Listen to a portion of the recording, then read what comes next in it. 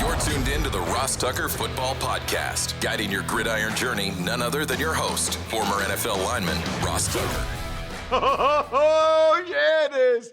But it's not just any Ross Tucker Football Podcast. It is a Wisdom Wednesday with Greg Cosell, the NFL Films legend, in the house, because we should have Mike North, the VP of scheduling for the NFL, on tomorrow's show after the schedule gets released tonight. Very much looking forward to that. Just like I very much look forward to the emails from those of you that spread the word via social media, or especially take advantage of any of our sponsors like Labatt or Good Ranchers or DraftKings. And obviously the YouTube shout out is awesome. YouTube.com/Ross Tucker NFL. Keep those comments coming. I love sending you these videos almost as much as I love talking to the man, the myth, the legend, Greg Cosell. It's Big Show time.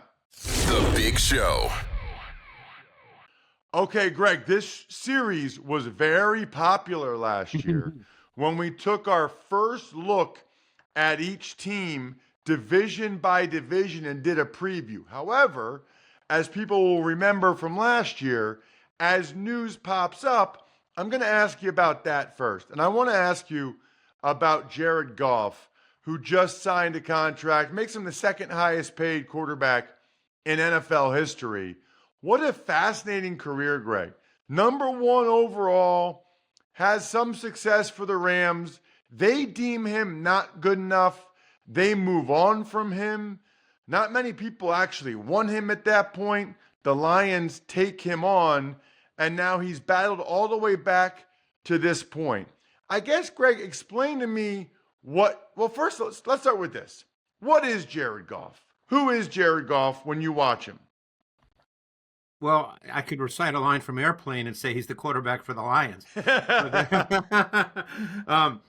Jared Goff is certainly a particular kind of quarterback. He's a really, really good throw over the football. Throws the ball beautifully. Plus arm, excellent ball location. He's a pocket quarterback for the most part. He's not a guy who's going to be creative making plays outside of structure. And we live in a world where a lot of people believe that if that's the style of quarterback you are, then there are limitations to your game. So now what does it come down to, Ross? It comes down to coaching and how you're deployed within a specific offense. Obviously, Sean McVay understood all that, and for a number of years he was really successful with the Rams. It's clear McVay felt that he wanted more than that, and he let him go. Now with the Lions, who have as good a pass game system and schematics as any team in the league, with Ben Johnson, their offensive coordinator, Jared Goff can function at a really, really high level, because what you get is you get the reads and the throws defined within the structure. So when he drops back and hits that back foot, he knows where to go with the ball, and it's clean. And when the look is clean for him, and, theoretically you could say this about a lot of quarterbacks, but this is what he is. And the coaching must present those opportunities. And when the coaching presents it a higher percentage of the time, as they do with the Lions, then he is a super efficient quarterback, and his high-level throwing traits really come to fruition. Really interesting, Greg. I guess, I'm not saying it's a negative for McVay, but I think it's interesting that I guess McVay decided you could only go so far with Jared Goff, or McVay decided that Stafford just gave him a little bit more arm, or maybe a little bit more second reaction. It's fascinating for McVay to move on from a guy that then gets a contract like this. Yeah, and again, my sense was that McVay believed that he wanted a quarterback that had a little more outside of structure ability, which Stafford does have. Stafford certainly has a bigger arm and can make throws on the move that Goff is not capable of making. But again, it comes back to the coaching point. Now, people will say, hey, there are games where you need to be able to make plays above the X's and O's, and Goff's not going to do that. And you know what? He's not going to do that. And maybe that'll happen, and maybe they don't get to a Super Bowl. Obviously, they lost to the Niners last year. I don't think he was the reason necessarily that they lost, but that's for many to debate and discuss. but Jared Goff is a really, really good thrower of the football, and when you can define it for him, and look, they have a really good O-line. That's another factor here, too. They have, wouldn't you say they have a top 3 O-line in the NFL, Ross? Absolutely. Well, we'll see what happens this year with them losing Jonah Jackson and bringing in Zeitler, but for sure they did last year. I mean, they have 2 really good tackles in Decker and Sewell. And a very good center when he's healthy. Yeah, so I mean, they've got a really, really good O-line. So, it's a great situation for him. And to me, it speaks to the value of coaching and scheme. Let's talk about Antoine Winfield Jr. This always makes me feel ancient, Greg, because I played with his dad in Buffalo. And by the way, his dad might still to this day, in my entire life playing football, be the pound for pound biggest hitter I ever played with. I mean, he only weighed like $190, and he would slice and dice guys. It was unbelievable. He chopped Kyle Brady down one time like a tree. It was unreal. His son, interestingly, is kind of a different player. And I think what's most interesting here, Greg, is he's now the highest paid defensive back of all time. And so that's never happened with a safety being higher paid than a corner. Is there a lesson there? Well, let's start with that. Before we get to Antoine as the player, what does it tell you that a safety is now the highest paid defensive back, Greg, as opposed to a corner? Well, there's a number of ways to answer that. It's just that each year the numbers go up and up, Ross. So, again, is he the highest paid because of some thematic structure reason? Could be, and I'll get to that in a sec. But it's just the numbers go up each and every year.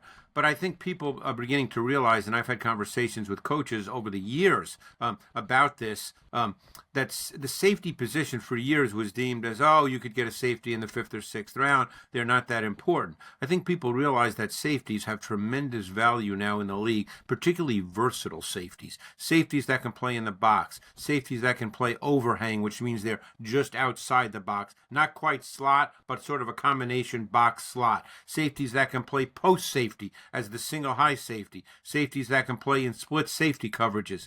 Safeties that can blitz, safeties that are physical and can play the run. Winfield can do all of those things, and he's really, really good. So you're dealing with a guy that probably, in terms of a complete set of traits for the safety position, would be very close to the top of the league. And he's so important to that defense because, again, what Todd Bowles does with that defense and how he uses safeties as pressure players, and he uses safeties in multiple ways. So Winfield, they could not afford to lose Antoine Winfield because he's so critical to how they play. And, the number became the number, but I think the safety position in general, I think coaches would tell you it's really increased in importance over the last number of years.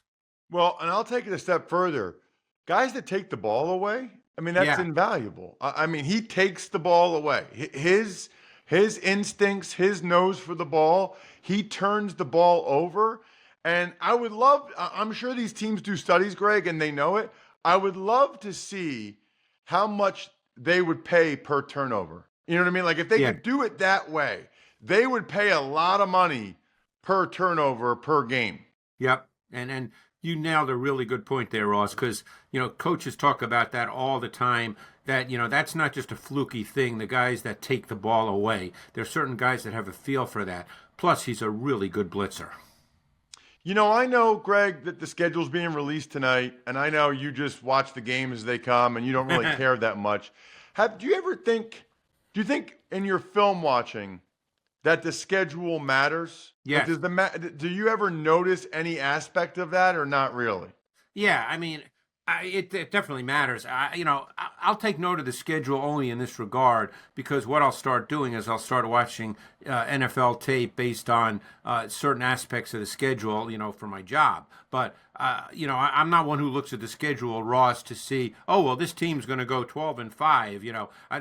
That there's no way to know that in the middle of May. But I think that coaches, they clearly look at division games and their first 4 games of the season. You know this. So they start now prep for those games right now once the schedule comes out. Tactical prep. And that's where the schedule really, really is important because, and again, this is not anything profound or a scoop, but every team wants to get off to that good start. You just don't want to be 1-3 or even 2-2. You want to be able to win those early games and really set your season on the right course early. So those first 4 games are absolutely critical. No question about it. You don't want to have to be chasing the whole rest of the season. That's for sure. You know what I don't need to chase? Labatt Blue Light, because I just drink it straight because it's delicious. Love drinking some Labatt Blue Lights with friends, living life to the power of we. Always enjoy responsibly beer. Labatt USA, Buffalo, New York. We're starting our preview series, Greg, and we're starting with the AFC West. You know why? Because we always start everything in life with NFC East. NFC East. And it's like, I'm doing a Costanza. Going the complete opposite. Let's start with the AFC West. They never get to go first. And let's start with the Denver Broncos. Yep. Greg, it's not a great looking roster right now. And I think that obviously the most interesting aspect of it is the selection of Bo Nix in the first round and kind of what you see from Denver and Bo Nix this season. Yeah, and I would expect Nix, barring anything unforeseen, to end up being the starting quarterback, Ross. And, you know, one thing that I did say when I took my notes on Bo Nix, and this was back in mid-February, I made the point that I thought, and I typed this out, and people can go look on the 33rd team and my notes, I made the point that I thought he'd be a really good fit for an offense like Sean Payton's. So I was not surprised by the pick. And the reason I said that is because Nix, at his core, he's not a power arm thrower, but at his core, he's a ball distributor and an efficient executor of an offense and plays very well within timing and rhythm. And I think that's what Sean Payton wants his quarterback to do. You know, the run game, I think, will be critical for them. They drafted Audric Estime from Notre Dame. Now, they still have Javonte Williams. I think they'll try to be a physical running team. They've got some question marks on their O-line, so we'll see how that all plays out. We know that their wide receiver position's a little different now, but it's not terrible. I mean, they still have Sutton. Mims will get more of an opportunity. They signed Josh Reynolds from Detroit. They drafted Nix's teammate Troy Franklin in the 4th round. So, you know, it's not a bad offensive roster. And I don't think it's as bad an overall roster, you know, as you might believe. But, you know, obviously it all depends on the quarterback and his ability to function at least an efficient level. So interesting, because you didn't really hear about any other team really being that interested in Bo Nix. I didn't hear that much about that. It seemed like it was Broncos all along.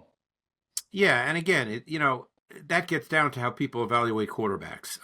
You know, there's no right or wrong here. You know, I spoke to a lot of coaches this year regarding the quarterbacks in this draft.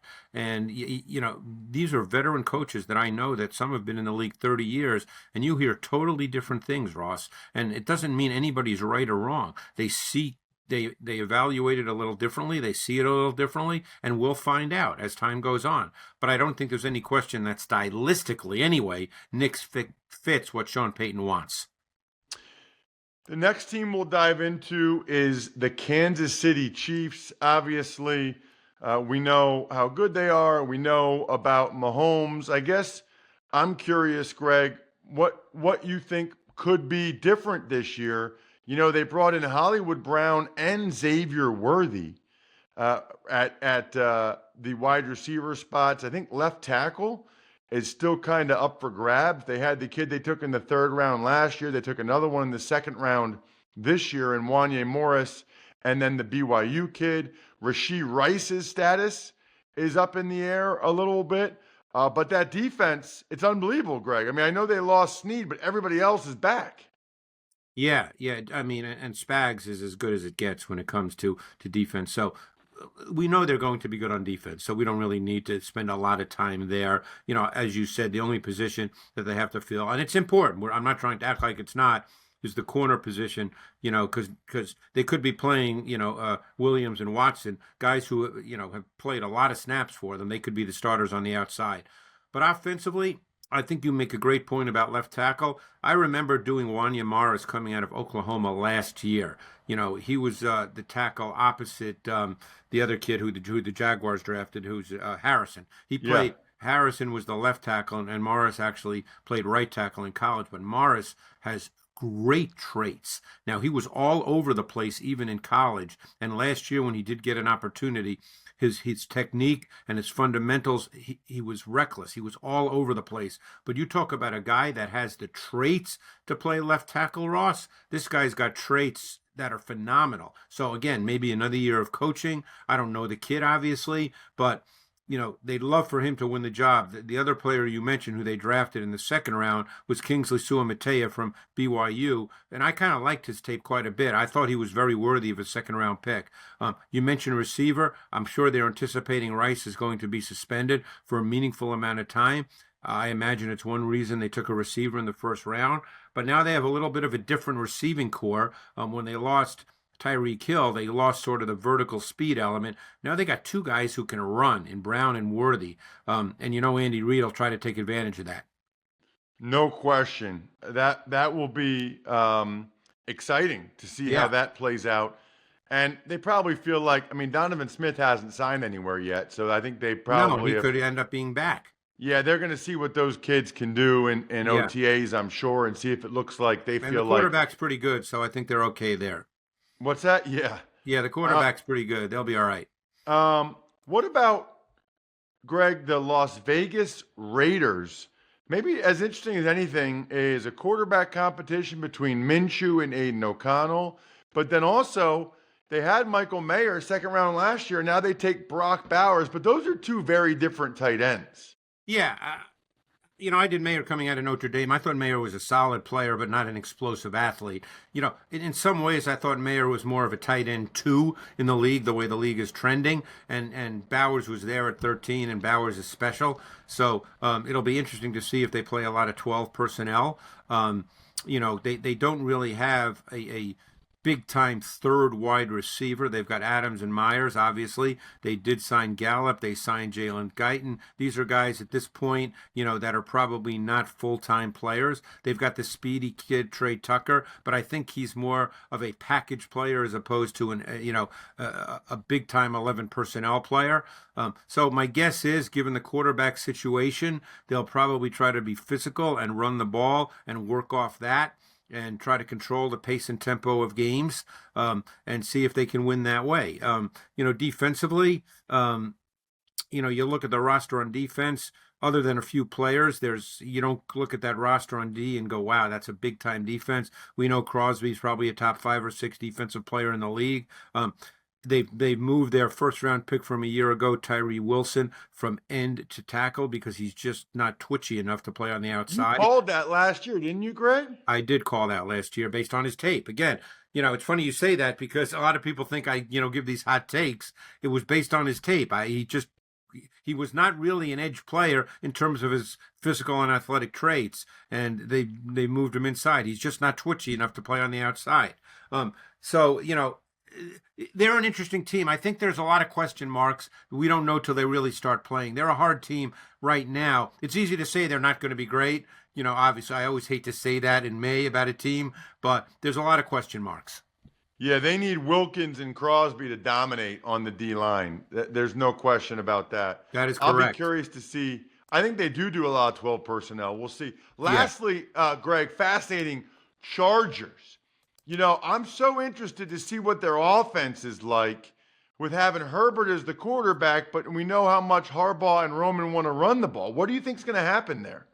I think they will run the ball. I think that's the way Jim Harbaugh wants to play. He, obviously he drafted all with the fifth, I believe was the 5th pick. Yes. Yep. So he told you, pretty much what he wants to do. It's funny. I had a conversation with him at the combine, and he didn't tell me who was going to. I don't ask guys that because that's not what I do. But the first thing he said to me was, "Hey, we got to protect." And and then as soon as he said that, reading between the lines, I just felt like, what, they're going to draft an offensive lineman because that's the way he sees the game.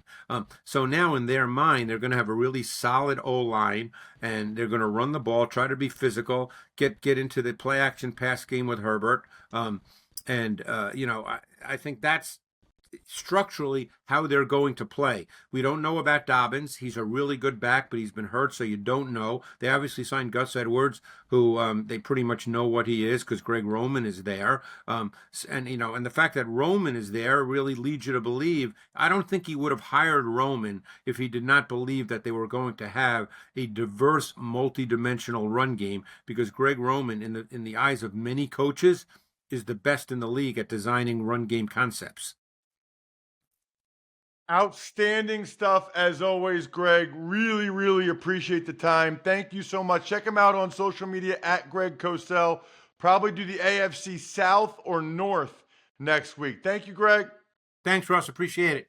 The only thing more delicious than talking with Greg about football is probably these American Wagyu burgers I've been eating from Good Ranchers. So good. And you can get free Wagyu burgers for a year. 3 steps. Go to goodranchers.com, subscribe to any of their custom curated boxes filled with 100% American beef, chicken, pork, or wild-caught seafood. Use my code ROSS at checkout to claim your free American Wagyu burgers for a year, plus a free bacon butter gift that is the perfect bacon topping for any burger. And then step 3, get free shipping on all your orders and have the summer to remember. Remember, Good Ranchers, not only are they partners with me on the show, they support the Paralyzed Veterans of America as well. GoodRanchers.com, my code Ross, get 100% American meat delivered and support veterans this Memorial Day season. Good Ranchers, American meat delivered. Tux Takes. All right, Ross, the schedule release leaks keep coming, with the entire schedule set to be unveiled tonight. It's hilarious. It's hilarious how every couple hours there's a new game that gets put out there by somebody. Like the NFL, and we're all like, oh my gosh, week 7. Oh, Chiefs, Bengals. Like, it really cracks me up. It really does. Like the whole process is hilarious. All right, next up, Jared Goff. He got signed back with the Lions with a 4-year, $212 million deal, $170 million guaranteed, second highest paid quarterback in the NFL. I'm going to make this my Labatt take of the week, Jack. Presented by Labatt Blue Light, pristine Canadian Pilsner. Enjoy your beers together so you can live life to the power of we. Always enjoy responsibly. Beer, Labatt USA, Buffalo, New York. I'm so freaking happy for Jared Goff. I mean, at the end of his Rams tenure, and when he got traded to Detroit in that first year in Detroit, people just dumped on him over and over again. They talked about Jared Goff like he was terrible. He just kept working. He just kept getting better, got with a new offense, and has totally taken off. What an awesome life lesson, right? And now he earned this contract. People were saying that the Lions got an extra first-round pick to take on his contract from the Rams. Well, now they're taking on a much bigger one, and they chose to take it on. Love the Jared Goff story. Congratulations to him. Another big contract. Bucks, they signed safety Antoine Winfield Jr. to a huge contract extension, making him the highest paid defensive back in NFL history. Well, yeah, and Greg and I talked about that. So happy for him and his family, knowing his dad a little bit. But, man, he was not even, what was he, like a second-round pick? He wasn't even like that high of a pick. So for him to just keep playing, and at that position, you go from not being a first-round pick and not at a premium position, and you turn that into being the highest paid guy at your position, it's really, really impressive. Kudos to Winfield Jr. Yeah, he was the 45th overall pick in the 2020 draft out of Minnesota. But we got some roster moves. Falcons, they signed tight end Ross Dwelley. Bills, they signed wide receiver Marquez Valdez-Scantling. Niners, they signed offensive tackle Chris Hubbard. And then the Bills, they also hired John Perry as an officiating liaison. So it's interesting. The Bills went from everybody being like they have no receivers to now, if you look, they get like 8 guys competing for 5 spots. I think without having Diggs, it's like the Bills were throwing numbers at it. I mean, you look, they drafted a couple, and Curtis Samuel, and obviously they already had Shakir, and they've signed a bunch of guys. So the Bills feel like, I think, after this competition, they'll have 5 legit receivers. Dwelly was always solid for the Niners.